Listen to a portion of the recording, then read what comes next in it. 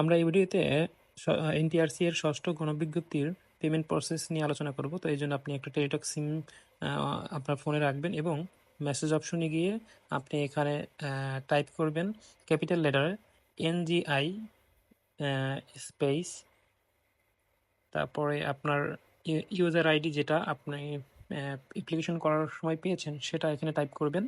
ওকে, দেন এটা সেন্ড করে দিবেন হচ্ছে 16322 নাম্বারে। দেখুন, আমি সেন্ড করার পরে সাথে সাথে আমাকে এখানে একটা ফিরতি মেসেজ দিয়েছে যে আমার এখান থেকে 1000 টাকা কাটবে এবং একটা পিন দিয়েছে। তো আমি এখন এই টাকা পেমেন্ট করার জন্য আমার এই টেলিটক সিমে 1000 বা তার থেকে একটু বেশি টাকা রেখেছি। এরপর আমি এখানে টাইপ করব NGI, এরপরে স্পেস, এরপরে ইএস, সবগুলোই ক্যাপিটাল লেটার। এরপরে যে পিন নাম্বারটা এখানে দিয়েছে সেই পিন নাম্বারটা আমি এখানে উঠাবো, উঠিয়ে দেন হচ্ছে এটা আমি সেন্ড করে দেবো।